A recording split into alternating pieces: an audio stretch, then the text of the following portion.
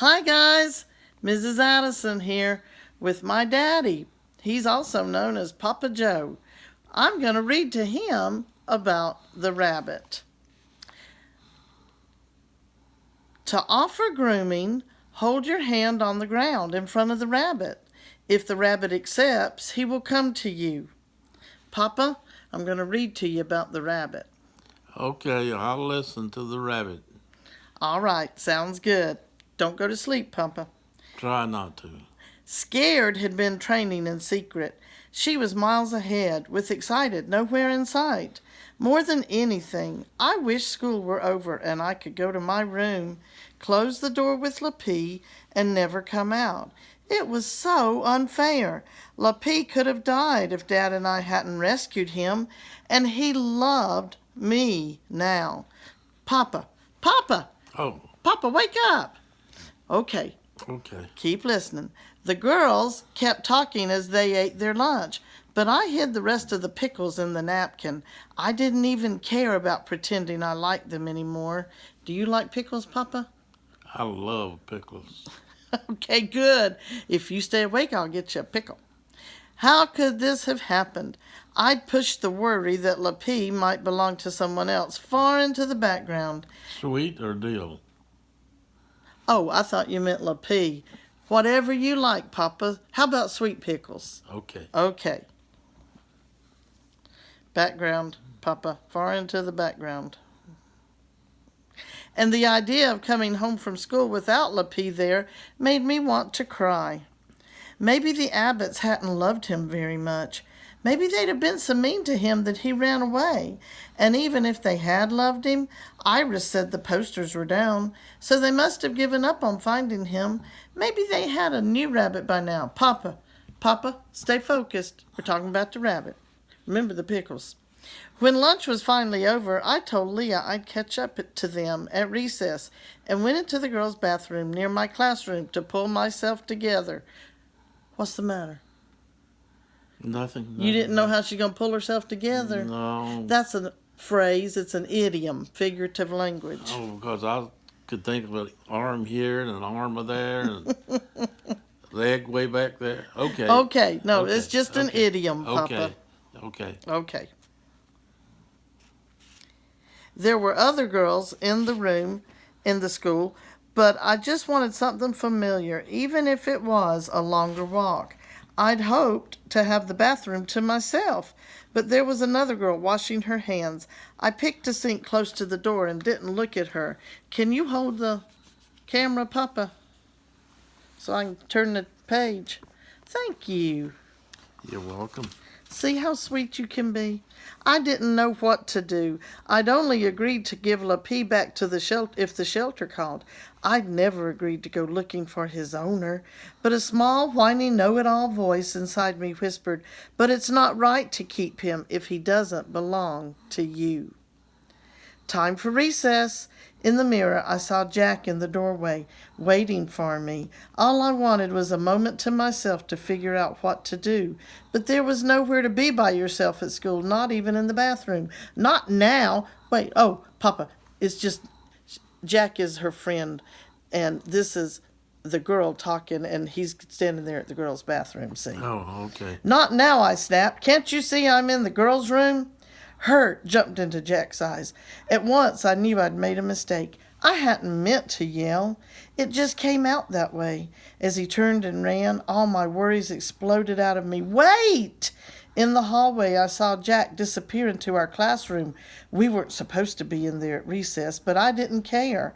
If I got into trouble, nothing could be worse than how I felt already. When I stepped inside, the classroom looked empty.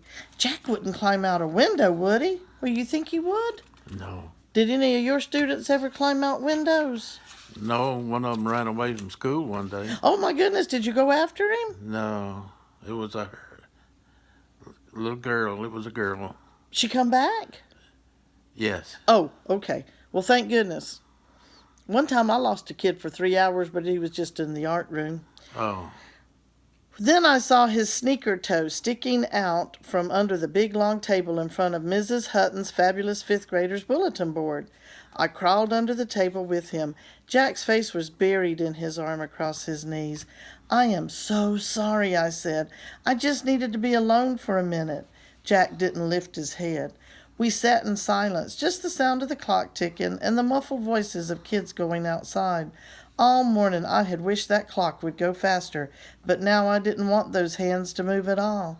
In fact, I wished I could go back to the night before school started, before I realized how hard it was all going to be, back when Lapie was just mine, and anything seemed possible. But I guess anything includes bad things too. "Something horrible happened at lunch," I said quietly. "But no matter how awful I feel, it wasn't right that I took it out on you." "It wasn't right," Jack echoed into his arms.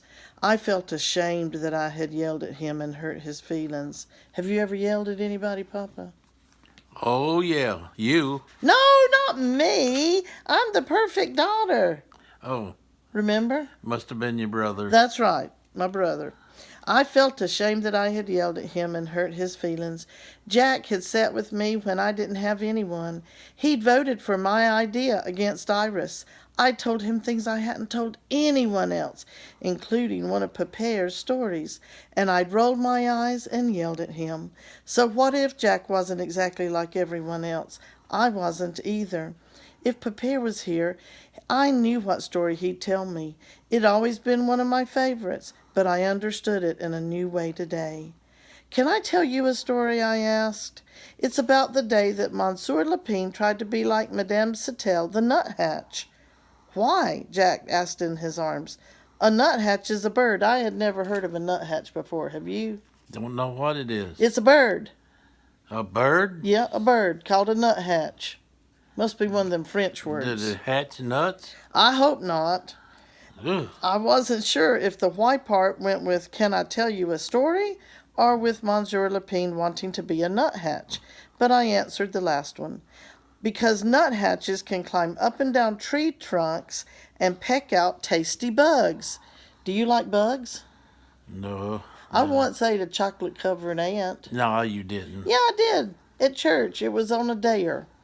But that's all I did, I promise. Jack lifted his head. "Rabbits are herbivores." I nodded. "True, but Monsieur Lapine has rabbit magic, remember? Anything is possible." "Yes," Jack said slowly, not sounding completely convinced. I kept going anyway. "So it happened once that Monsieur Lapine decided that he'd climb a tree and get some tasty bugs to show off to Madame Sattel that he could do anything she could." "Nuthatches can go down a tree trunk head first," Jack said. "Only a few birds can do that." "Really? That's another reason for Monsieur Lapine to be jealous," I replied. "So he tried to climb the tree, but rabbit claws aren't made for climbing bark, and he got scared halfway up. And when he tried to climb down head first, he fell to the ground." I'd added that in just for Jack. "Did he get a concussion?" Jack asked. "Have you ever had a concussion?" No. "You sure? Yeah. Because if you had one, you might not remember." Well, as far as I know, I've never had it. "I don't think you have. I think you're pretty right in the head." "No, he was only embarrassed, not hurt," I said. And then Madame Sattel said, "Silly Monsieur Lapine, you'll never be a nuthatch. You are a rabbit." Then she flew up into the trees and climbed down the tree trunk head first with food to share with him. They ate it together as friends. So it was. I looked at Jack. "That's one of my favorite stories. I think it means that a real friend will like you for you. And even if you aren't exactly alike about everything, that's okay." I gave a small shrug.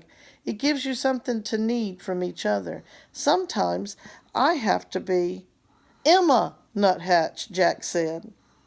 I smiled, the first real smile since lunch. That wasn't what I was planning to say, but it worked. "And you are Jack Rabbit," I replied.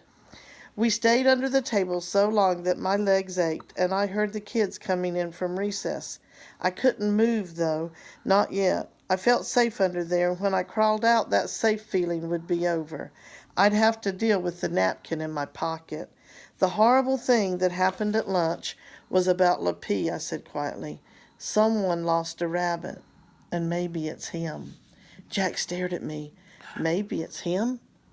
Yeah, just like that, stared at me. I nodded with tears filling my eyes. I'm scared to find out if Lapie belongs to that other family. I have to call them and I don't know what to say. Jack crawled out from under the table. Where was he going? Didn't he hear what I said? Now I was all alone. Then I heard Jack ripping pages from his notebook. What are you doing? I asked, coming out from under the table. Cue cards, he replied. Jack handed me a pencil. As I wrote, my hand shook so hard it didn't even look like my handwriting. Hello, my name is Emma, and I found a rabbit. Did you enjoy that, Papa? Oh, yes, that was so sweet. What if I'll be the nuthatch and you be the jackrabbit? Oh, that means I'd have to jump around.